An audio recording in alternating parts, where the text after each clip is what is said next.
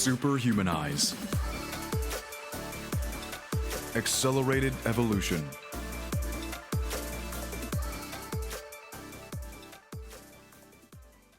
Imagine a world where your eyes not only reveal the state of your vision, but also serve as a window to your brain's health, where migraines are intricately linked to the gut, and where mindfulness can reshape the very structure of your neural pathways. This is the pioneering realm navigated by Dr. Sui Wong, a distinguished neurologist and neuro-ophthalmologist based in London. With a medical degree from the University of Cambridge and specialized training from Moorfields Eye Hospital, Dr. Wong has dedicated her career to unraveling the complex interplay between the brain, eyes, and overall well being.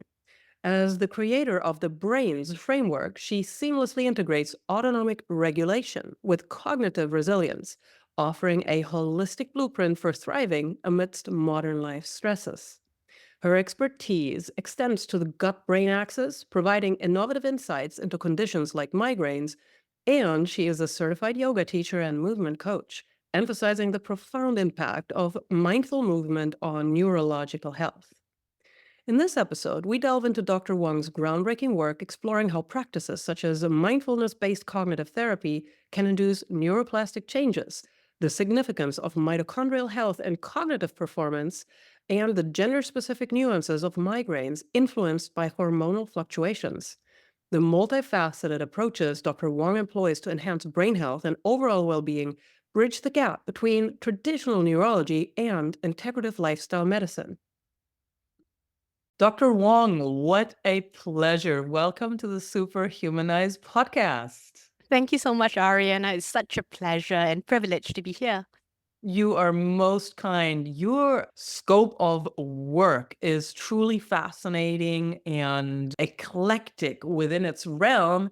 And something that has caught my attention is, in particular, you work with what is called visual snow syndrome and your approach via mindfulness-based cognitive therapy to alleviate this.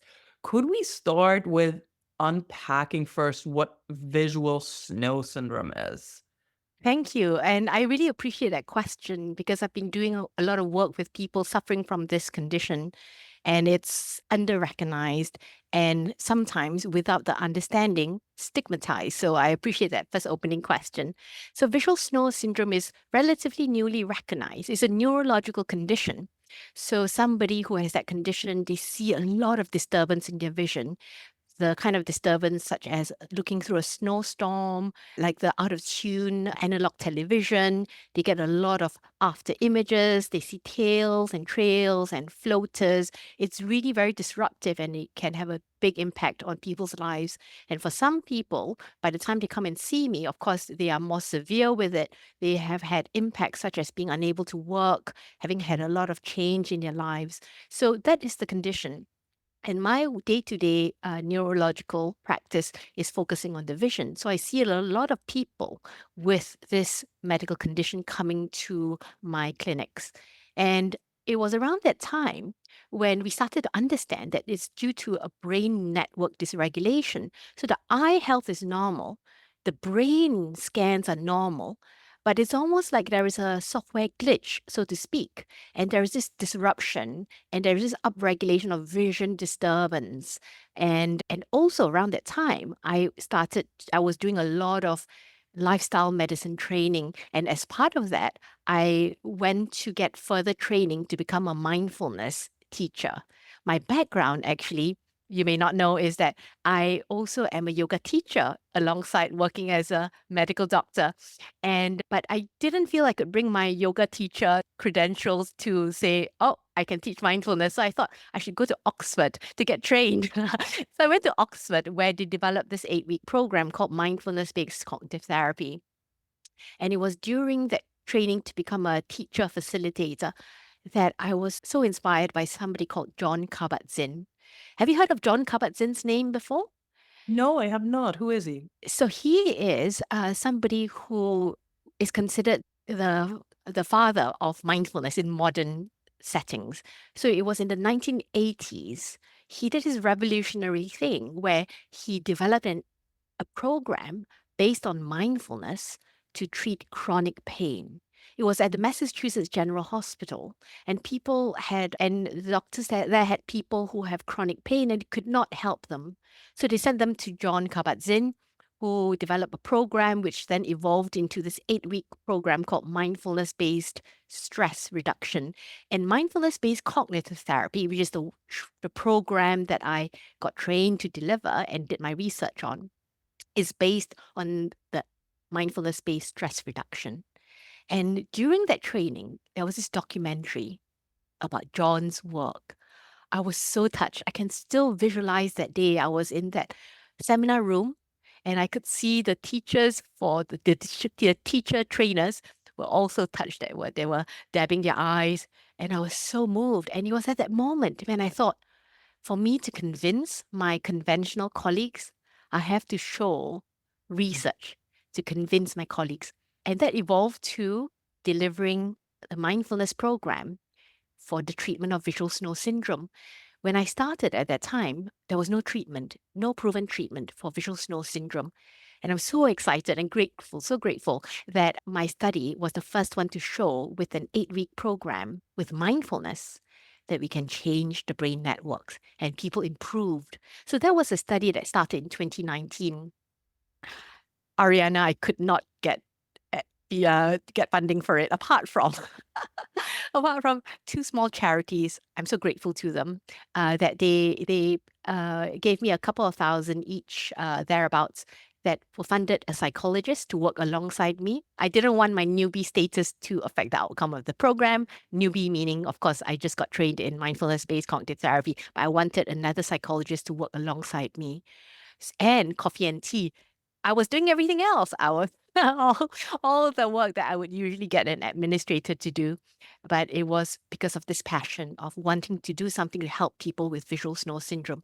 And I accept that it was an unusual thought process, unusual hypothesis to test, because the researchers I spoke with, they were not familiar with mindfulness, but I knew that there was evidence for how mindfulness can change the brain. So that is why I brought in this research study. So the way how everything evolved was also quite interesting because it was meant to deliver 3 groups. And after we finished the first group, it was the last week of February 2020. It's a group learning program. And what happened, Ariana? COVID. Everything was shut. No meeting in groups were not allowed. And of course, this was a program as a group learning. And of course, in the UK back then, it was the height of COVID pandemic. No research, everybody to do frontline COVID work. So of course, there I was thinking, oh, I finally managed to get two charities to trust me on this little project. And then of course I thought, oh, that was it. But a silver lining happened. I did an interim analysis, and that was the first time that we could, it was one of the first few times actually that I ever remember we can submit a presentation to meetings online.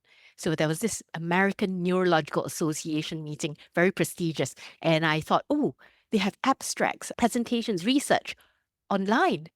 Fantastic. So I submitted it. It was accepted. And I then met up with a charity called Visual Snow Initiative, very forward thinking. And I said to them, oh, I need to do a functional MRI. It was always my plan to do functional MRI. Functional MRI is a special type of MRI done in research settings to look at brain networks. And of course, when I wanted to set it up, I asked for it to be done free, but of course I can't do it. I couldn't convince anybody to do it for free. I had to pay. I had to pay for the MRIs and I couldn't raise funding. So I started out just doing it by questionnaires. And with this presentation at the ANA meeting and with the interim analysis, I raised the funding to do the functional MRI from Visual Snow Initiative. So grateful to them. And we've completed everything in 2022. And that's kind of moved things forward by so much. Now we are doing the randomized control trial. So we're doing head-to-head comparison of people getting the treatment and people who are not getting the treatment to see what happens. Really, wow. Couldn't believe it. Research by passion. That is wonderful, Dr. Wong. And clearly your passion and dedication speaks out of how you shared this beautiful story and the unfolding of this. It's so fascinating to me, this intersection between neuroplasticity and mindfulness.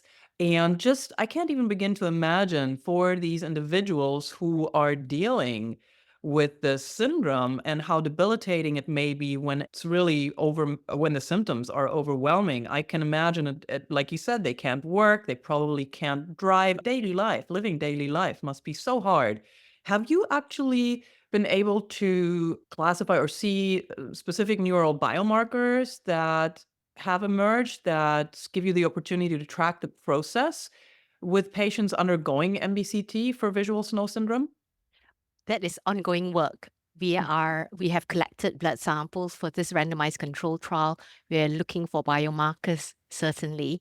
There is some further analysis that we're doing at the moment for the MRIs that were done for the first study, the very Mm. first one. We're continuing to do analysis and work on that. So this information will be emerging, but I can't tell you yet the answer, Ariana.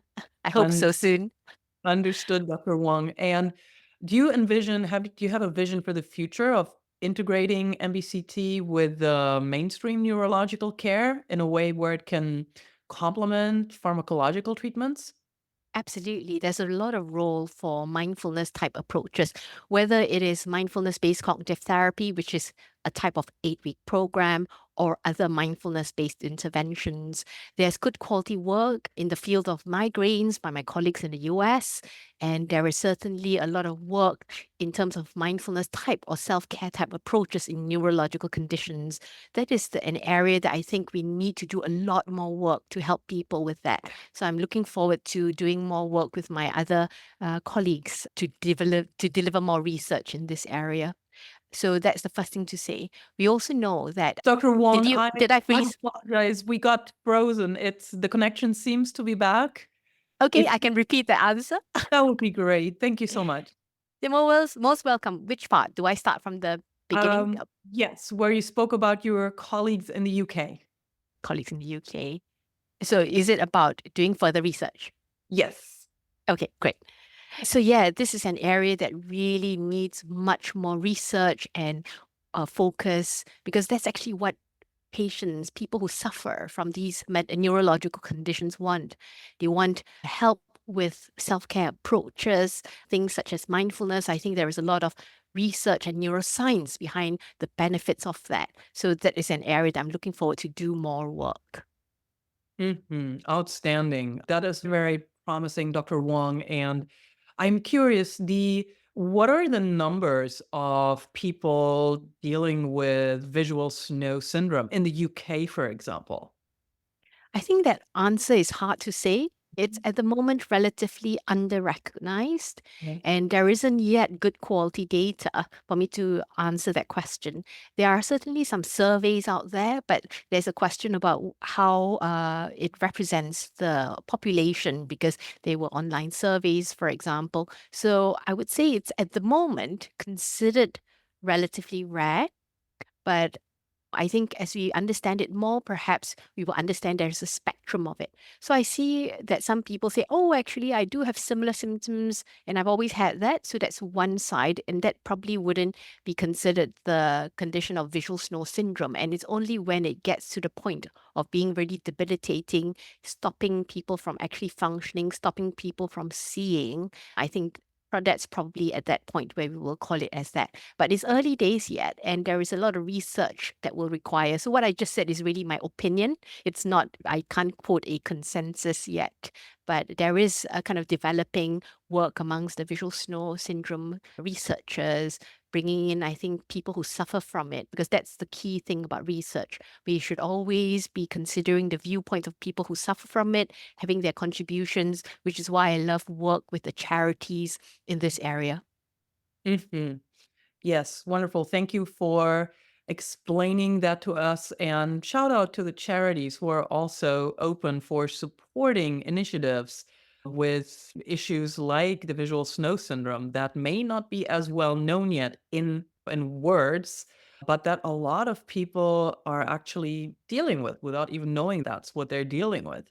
And it's so interesting how mindfulness comes to play with actually supporting the recovery or healing process and balancing the autonomous nervous system. This is also something you have a huge focus on. You have a framework called brains, right? Yeah. Yes, indeed.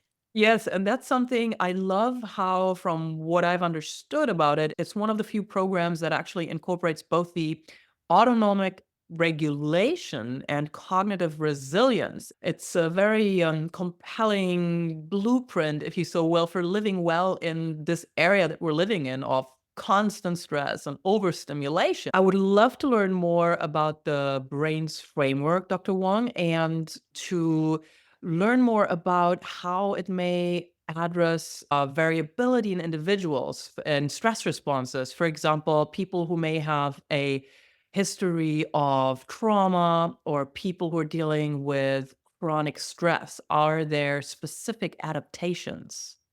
Oh, yes, absolutely. I put together this brains framework because I realized that I'm taking a long time to explain everything with building brain resilience and then balancing your autonomic nervous system. So I came together with this initialism or acronym brains to represent that. And that pulls together the evidence basis from lifestyle medicine and also integrative approaches. And of course, this is the stage where I'm very grateful for the fact that I've done my training as a yoga teacher in mindfulness, in hypnosis, and mind and body work. So I've done a lot of movement work as well. So all that is coming together nicely with my training as a neurologist in a conventional way and in lifestyle medicine.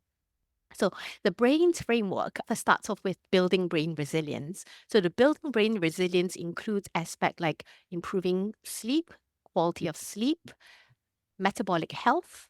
So that would include the fluctuation in blood sugar, nutrition and nutrients from food, gut health, which links with the gut brain connection and the impact on the gut on our inflammation and other aspects of neurotransmissions, physical activity, the benefit and the impact of that on our mood, in how we can produce brain chemicals or neurotransmitters to help. And of course, mindset as well is a big part of all that.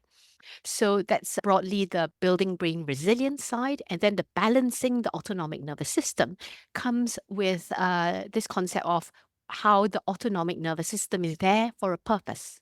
So you will know, Ariana, that the autonomic nervous system is the automatic part of our nervous system for our blood pressure, our sweating, our pupil dilation, digestion, things that happens automatically. And there are two parts of that. We have the parasympathetic and the sympathetic. So the sympathetic part is what we call like the fight or flight response. You have to get ready and go, the cortisol response, the stress response. It's there, it's necessary. That's one part. That's the sympathetic. And then the parasympathetic is what we call the rest and relax or rest and digest part, which is when it's time to wind down, for us to digest our food, for us to have good quality of sleep. And it's about the balance of both. When we first wake up in the morning, we need our cortisol to kick in. We need to wake. When we have to do an important presentation, when we have a deadline, when we are doing certain things, we need our sympathetic to be kicking in. But when that goes on overdrive, that's when there is hypervigilance or excessive amount in a persistent way. Sometimes people use the word chronic stress to describe it. That's when it gets a bit out of balance because one may be stuck in chronic stress or stuck in the fight or flight. And that's when I talk about the balancing. So how do we have this lovely fluctuation where sometimes we can bring in the parasympathetic, the rest and digest part, the rest and relax part, so that then it work together in balance, like a little seesaw. We need both sides. In the kind of things we may think about would be using breath work to bring in the parasympathetic. So there is this breath practice that I share. I'm happy to share with your listeners. Would that be helpful? Yes, please. Fantastic. So there is the exhale focused breath that really brings in the parasympathetic the rest and relax response. So this can be useful, let's say if somebody find that they are stuck in a really very stressful situation and they need to bring a bit of balance. So it goes something like this. It's about the ratio of the exhale or the out breath compared to the inhale and aiming for the exhale to be longer. So for example, I would get somebody to first sit and observe how long it takes to breathe in and how long it takes to breathe out. First to observe. And next, the amount of time they take to breathe in, they hold for a few moments for that duration and they breathe out the same amount of air as they breathe in, but for double the time.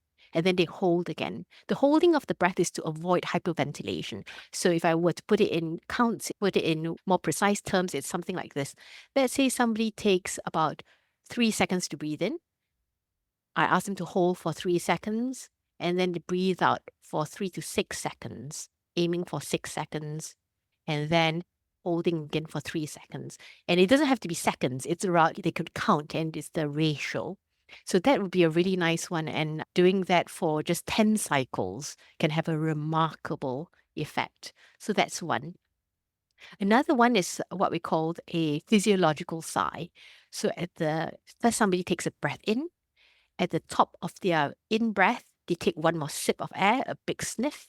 And I ask people to place their hands on the sides of the ribs so that they encourage the ribs to expand out on the side rather than going up to the neck, which would be quite a more of a stress response, more of a side ribs expansion for the extra breath. And then having a very long exhale and repeating that for about 10 times as well. On average, if somebody does about 10 cycles or about 5 minutes, it can have a profound shift with how they feel. So that's the breathwork aspect. And then there are other aspects, which includes mindfulness. So I started with just observe what's happening. So that is the mindful aspect. And there are lots of other mindfulness practices, which is things I've written about for the public as well in a book that I've done. And also other mind-body practices. So that could be movement, it could be yoga, it could be Tai Chi, it could be dance, it could be somatic dance, things that it could just be a walk, walking out in the park or just around the block and just feel the movement of the body as one walks, feel the swinging of the arm, feel the sense of breeze, rain, sun, whatever is on their skin, and just being with the moment and just allow themselves to be in their body.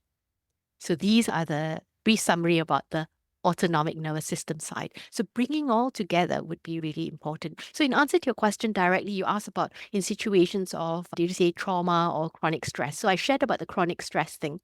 Trauma, just to clarify, I'm a neurologist, so I'm not a psychologist. So I am very sensitive to how there are different types of trauma. And sometimes it's a case of if it's really very severe, people will probably want to work with a trained, a trauma-informed psychologist. There are trauma-informed work that really brings in the body, the mind-body connection. Basil van der Kolk, for example, has written books about that. The Body Keeps the Score, and Peter Levine, really amazing scientists and authors have written about this. So it's along those lines of settling, connecting with the body. So it's the principles of mindfulness, but applied in a way that is suitable, just being present with the body, allowing that release. And so that's just touching the surface. But I find that when people have a lot of history of trauma, they may be quite dysregulated with their sleep pattern, with their eating habits. And the things I mentioned in building brain resilience really helps as well, because it really helps to stabilize the brain, to improve its function, and it helps people to recover. Yes, Dr. Wong, and that's actually a follow-up question that I had from a neurological perspective. How does improving autonomic function impact emotional as well as mental being? Are there certain things that you can see, for example, if you do brain scans, etc.? Are there certain things that quantify what actually happens in the brain? What I can say is that I've certainly seen situations where when there is a lot of trauma, there could be situations where sleep is really very disrupted. And when sleep is really disrupted, it leads to a sense of ongoing cycle. So sleep, as you may know, it's very complex. It's really fascinating and it's really healing.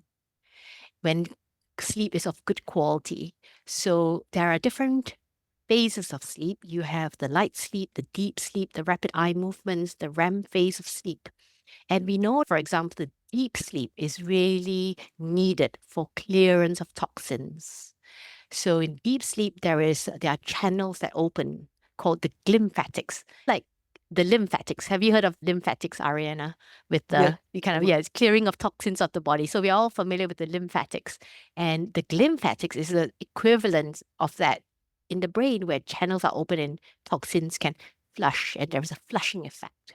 That is really important. And that is also important for things like processing learning. If somebody is going through building their resilience, they're working with their therapist, and they're learning new skills, the deep quality sleep is really important for also embedding the learning. And then there is the rapid eye movement phase that is so important for emotional resilience. And when people are very deprived of their REM sleep, it may be more difficult to manage whether it's the ups and downs of stresses or their willpower. So it's more likely for people to grab for sugary treats, for example, for short-term things that could give a little boost, but oftentimes things such as sugary things could cause a crash as well, and that could lead to ongoing kind of a mental health change to that. In fact, just saying all this is really bringing to mind this book that I'm writing. I'm so excited about it, Sweet Spot for Brain Health. And I have a chapter about the balancing of blood sugar for mood and mental health. And the Yeah. ups and downs of this is really important for mental health and emotional well-being. Let's talk about this, Dr. Wong, because so many people are impacted by that. And from the very basics of how to make sure that one has healthy levels and not these spikes, to some things that people may not be aware of. Can we do a deeper dive on this topic? I think it's a Yeah. very important one. Yes, of course. Just to start with the basics about blood sugar, our blood sugar, usually we would aim for it to be relatively level. And of course, when we eat, there'll be a natural rise to blood sugar. And the blood sugar rises from the foods that we eat, from that contains carbohydrates that's then digested to sugar.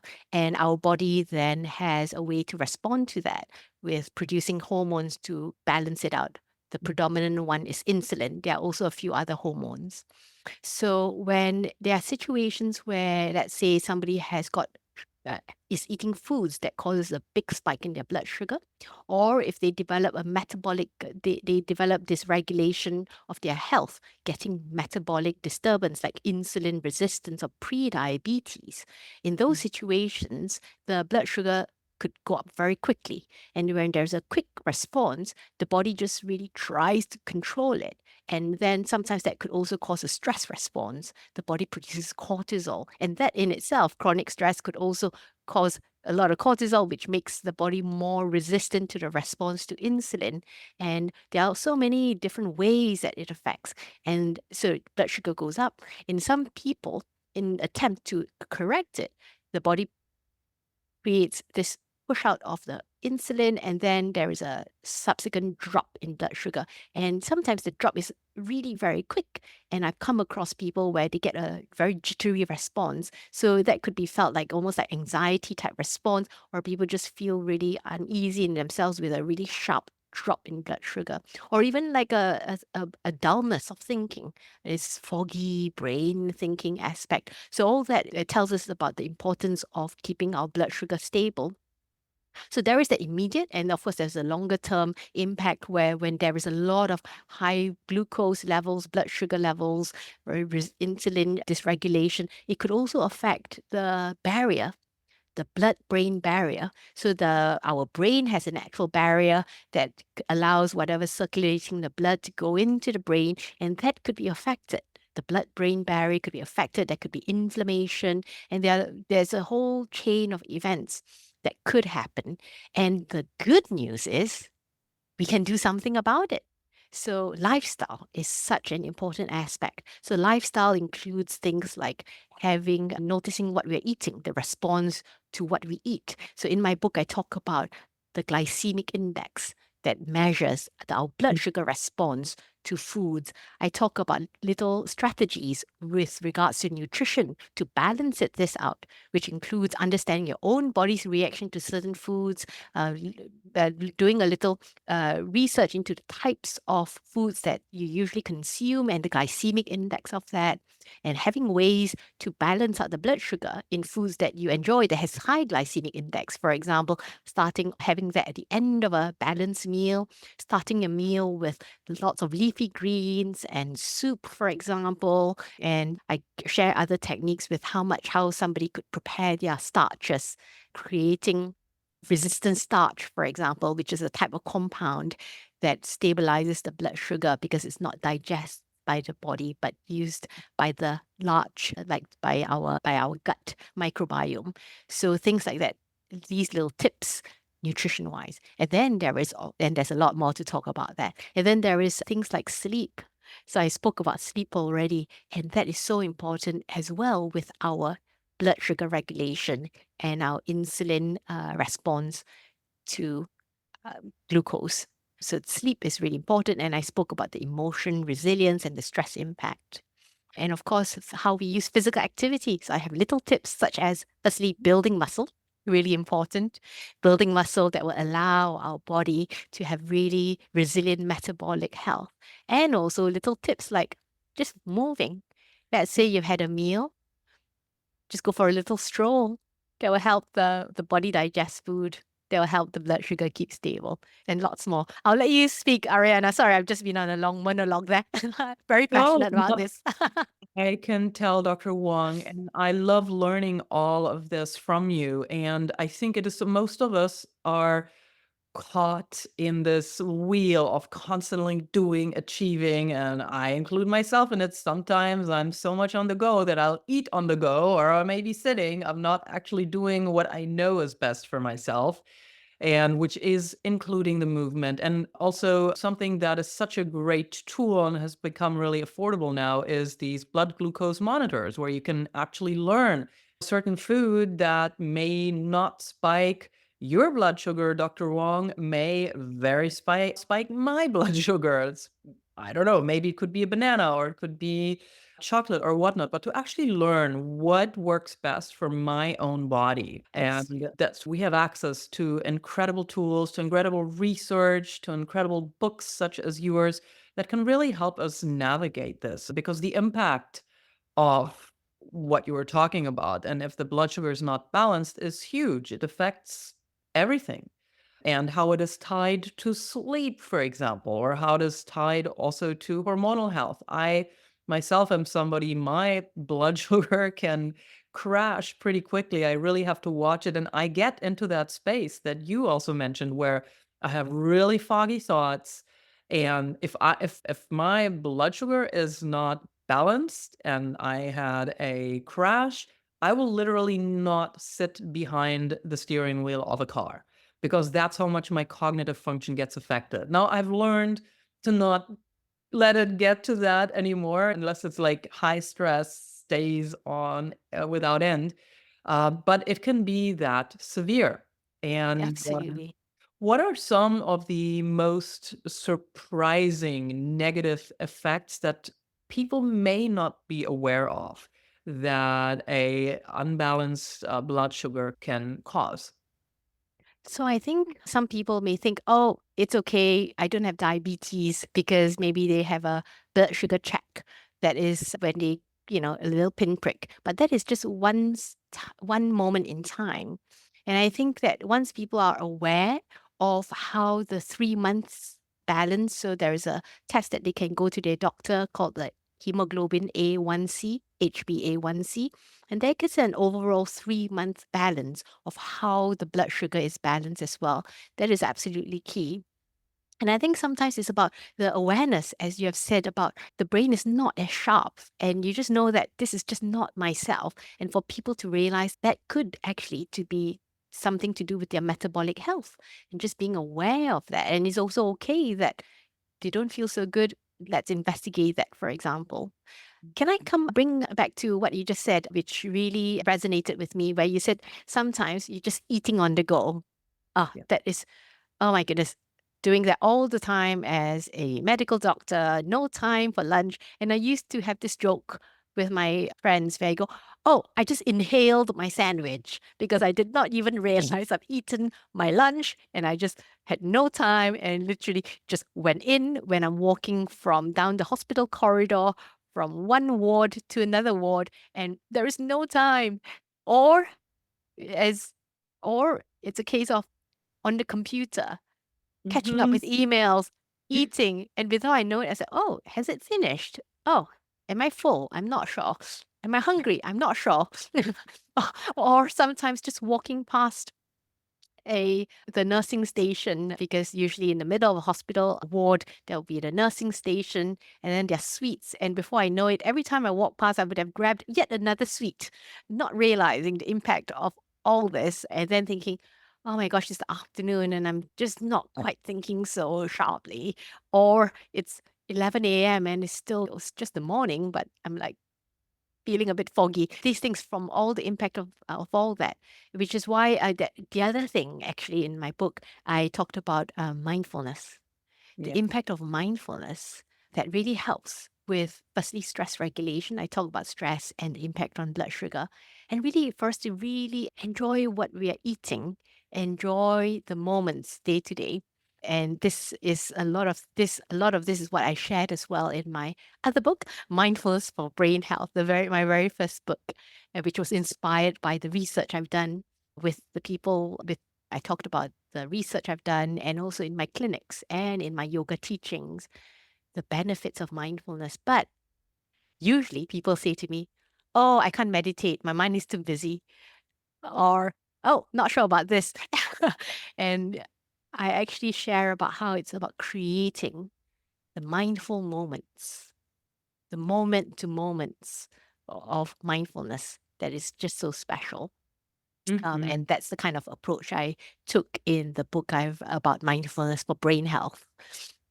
Yes, Dr. Wong, and I love how the deeply rooted in science approach goes hand in hand with ancient teaching and practice, such as yoga. I am a big lover of yoga myself. I started to practice yoga when I was just 4 years old. We Wow. probably lived in India at the time, and I have not practiced all the way through ever since that age, but yoga's been with me on and off, deeper immersion and practice ever since, and I'm so grateful for it. And I'm also quite attuned to Ayurveda. I'm by no means an expert. I'm just very aware and grateful and incorporate some of the knowledge into my own practice and protocols.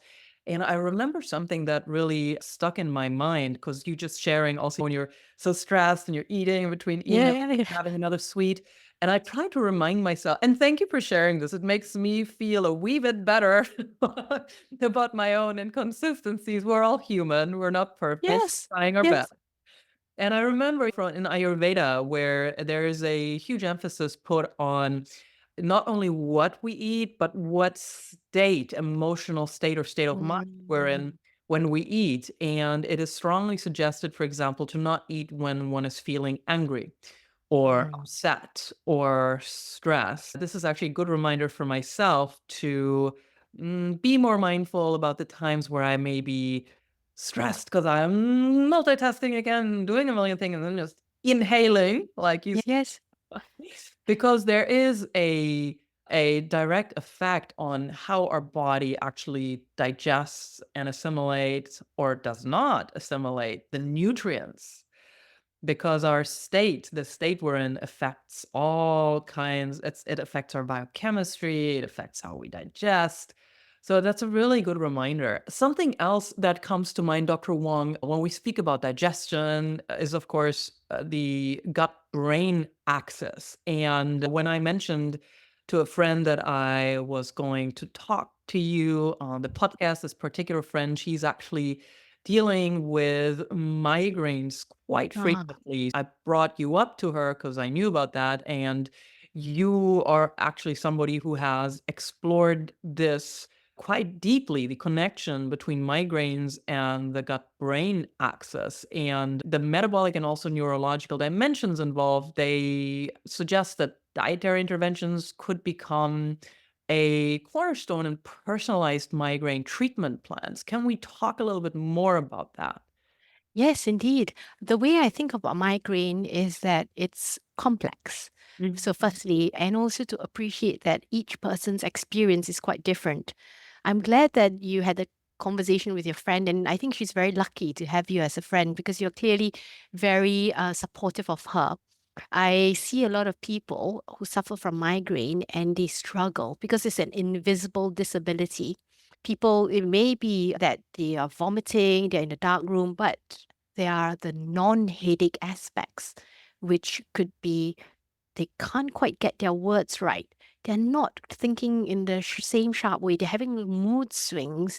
They're just irritable when they usually wouldn't be. And these things, some people may go, oh, blaming the person who's going through that. But actually, what they may be going through is a episode of migraine. And migraine is, as you may know, is a neurological condition.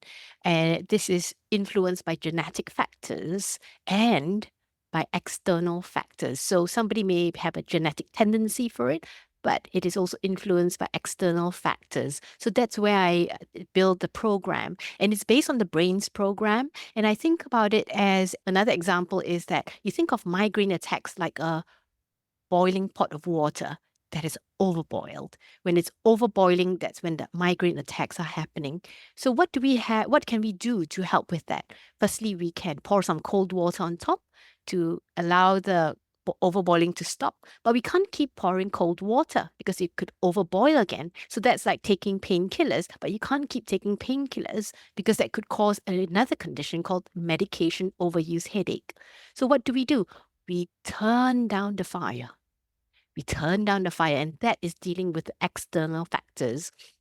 So I oftentimes ask somebody who come to me with migraine about what's happening and what they think is the situation here that's causing them to get these migraine attacks. So some people will have very insightful thoughts, and then we can work with that. And at the same time, I use the basis of the brains as a systematic approach.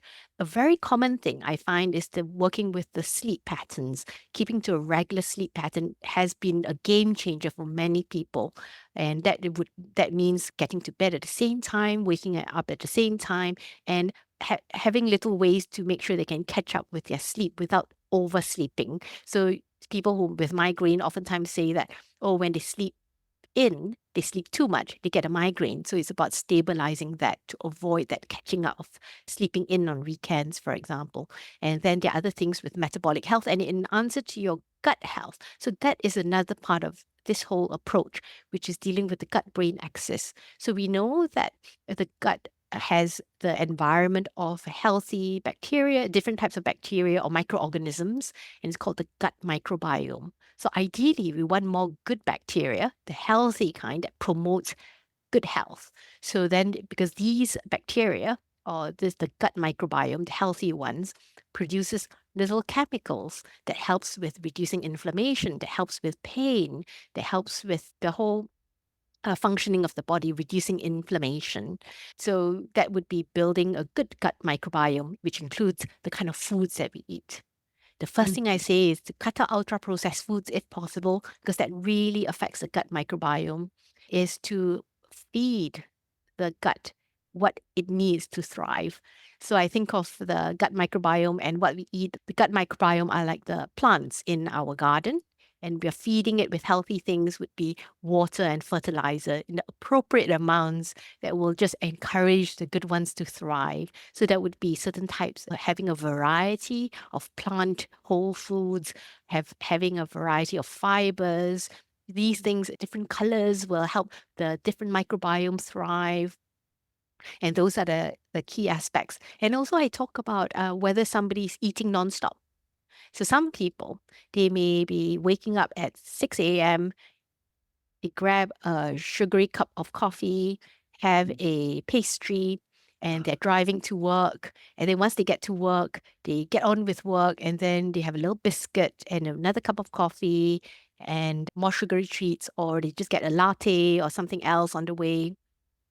And then at lunch, they may have a sandwich with potato chips or crisps, as they call it in the UK, potato chips and orange juice. And then come lunchtime, 2 hours later, they are getting a crash. So they're grabbing for the chocolate bar and maybe another coffee just to boost their energy.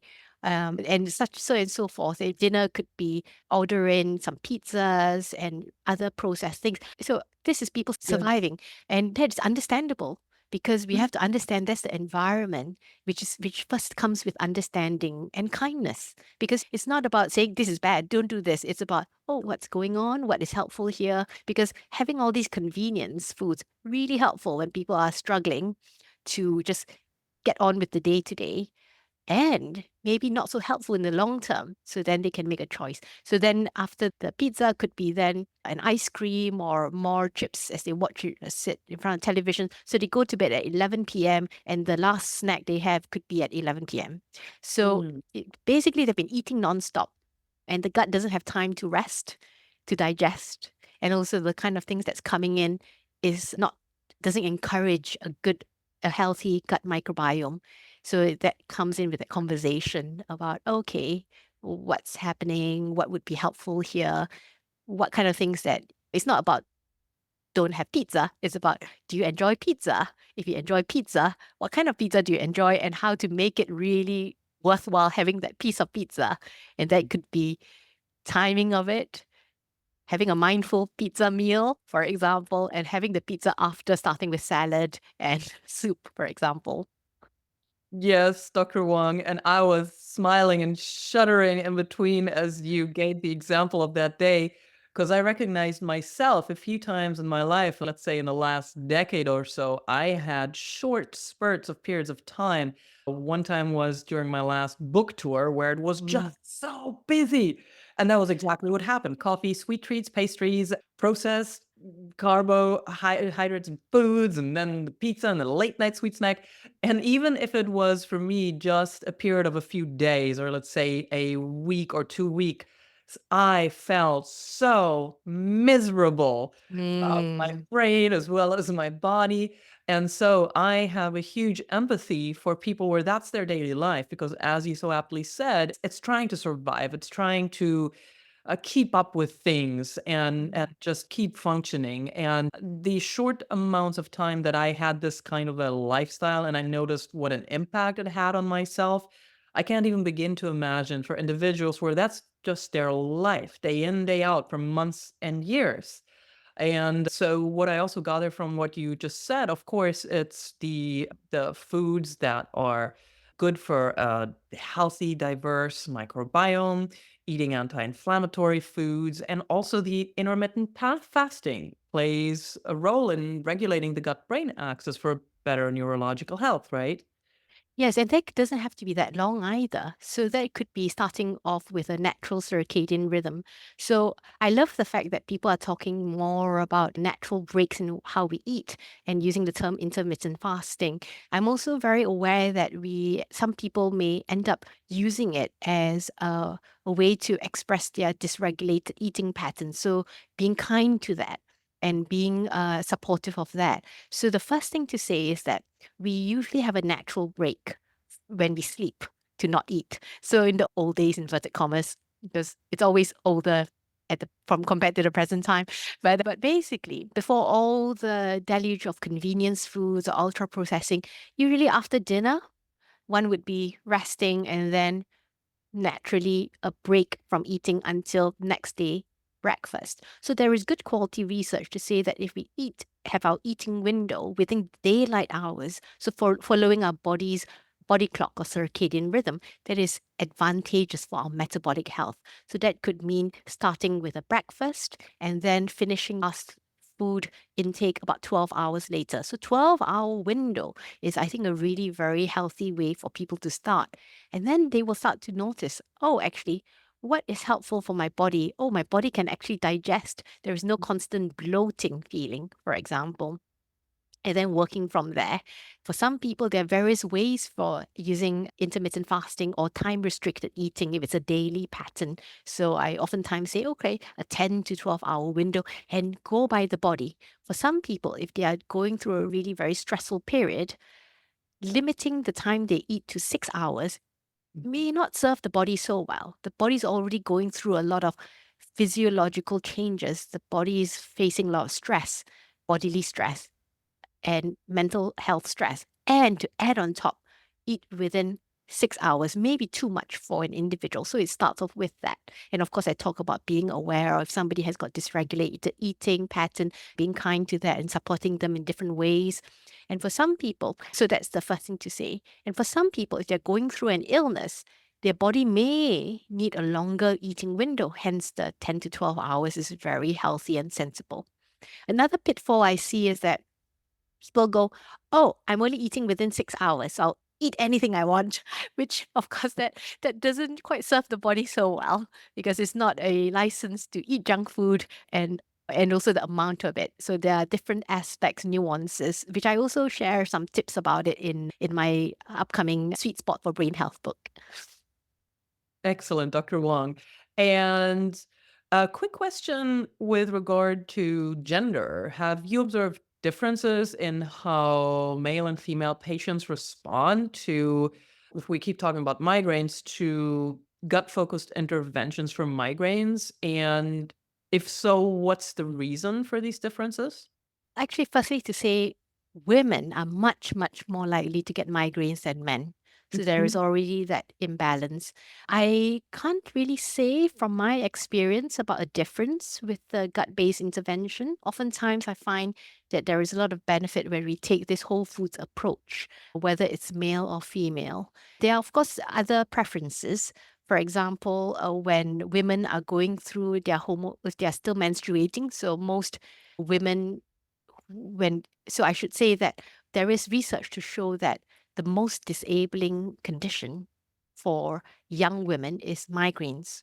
So that would be a case of most of them will likely be menstruating. So we know that there's a hormonal response to that. So being aware of that. So when a woman is approaching her menstruation time, the natural hormones with her menstruation could affect her sleep quality, could affect the blood sugar regulation, and therefore and there may be time when they're craving for certain things because of their menstrual cycle. So being aware of what they may be craving and how they could affect their blood sugar and their gut health and supporting that in a suitable way. So if somebody wants to have chocolate because they're craving it, maybe after a meal, for example, so that they're not feeling deprived because it's hard enough to go through premenstrual syndrome for women who go through it. Yes, indeed. And I actually have quite, thinking about it, come to think about it, I have quite a few girlfriends I recall. And as they're going through the days building up to their period, they do their menstruation, they do get headaches, they do Yes. get migraines. And I also have some girlfriends who are now menopausal. And I think I recall that while they were going through the transition, they were also, some of them were affected by all kinds of symptoms, and amongst them also headaches or even migraines. So I'm curious, Dr. Wong, is there a fit for hormonal therapy within the broader scope of migraine treatment? So there are some people where they will be seeing some specialists for hormones. So my strength is the lifestyle-based intervention. So for example, when people are going through the hormonal change, sleep could be affected. So that we talk about that blood sugar regulation also affected. So we talk about balancing that. And the approach that I covered really helps even for women who are going through the menopausal change, because all that has got an impact. So I think for when we talk about medications or hormonal or any such pharmaceutical interventions, definitely there is a role for people who feel it's right for them. I often feel that my job is to be of service to the person I see, and that means giving them choice so that they can choose what's right for them. And also I know that when people go down the medication direction, using these strong foundations of lifestyle, like the brain's approach that I mentioned, can really enhance the benefit they get from their medications as well. Yes, no doubt, Dr. Wong. And for practitioners, from the expertise, the knowledge that you've gathered and also put into clinical practice, how can practitioners better address these unique migraine triggers that are experienced by women during menopause and also perimenopause? So I think firstly taking a supportive approach, because I mentioned about how it's really very disabling and very difficult. So then taking a bigger picture, I think a bigger picture of what else is going on in their lives, what other medical conditions they may have, what other medications they may be taking, and then going to start off with, yeah, the lifestyle basis, what could be done to help create change, and do they need medication? If they need medication, what's right for them? And the first thing oftentimes I say to people I see is that painkillers, avoid painkillers, only because it can cause more migraines, more headaches. And that's not widely known because it's advertised as it says on the box, it kills pain. But taking too much of it causes pain. And the limit usually is said to be not more than 2 days a week for a few months at a time. That could lead to a cycle of more and more pain.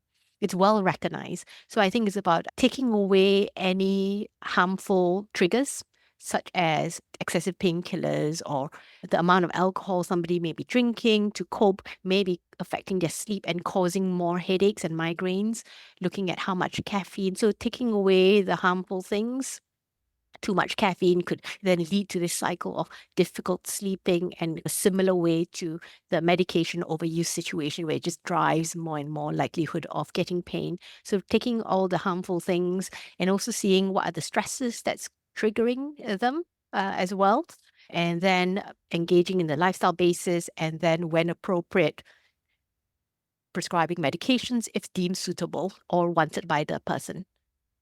Outstanding, Dr. Wong. Thank you for sharing your knowledge with us today. For people who would like to connect with you or work with you, you also have incredible programs out there that people can find online on your website.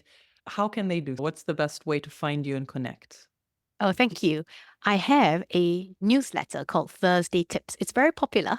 It comes out every Thursday. It's a 1 minute read where I share 3 tips and I ask one question. So people can sign up to it by going to my website. My website is drsuiwongmd.com. So drsuiwongmd.com. And so they can sign up to my newsletter. They can look at the books that I've written that hopefully will help them as well. So I've got my Sweet Spot for Brain Health book coming out soon. I'm so excited. So coming out in mid-November. I've got my first book, Mindfulness for Brain Health, that's been very received and most gifted at one stage on certain categories in Amazon. I've also got other books that includes things like ultra processed foods, sleeping better, and migraines as well. My books are actually written because firstly, I find that there is a lot of benefit from the kind of approach I take in my patient interactions. And I get asked about why am I not talking about it more, which is why I'm on this podcast and writing those books. And of course, I'm not perfect. A lot of all these things, and I've shared about the sugar thing, a lot of it is based on me changing my lifestyle because of all the stress, all the difficulties with the pressures of training as a doctor, to work as a doctor, how my lifestyle needed to be better, and me living a more wholesome lifestyle with all these foundational approaches has helped me, is evidence-based, has helped my family, and of course, why I feel it's important to share it with patients when I see them, or with the public for people listening, like your listeners. Yes, I love that, Dr. Wong, and I'm very grateful for all the incredible work you put out there. I'll make sure to mention everything you said, of course, also in the show notes with links for our listeners. Dr. Wong, thank you so much for coming on the Superhumanize podcast today. Thank you so much, Ariana.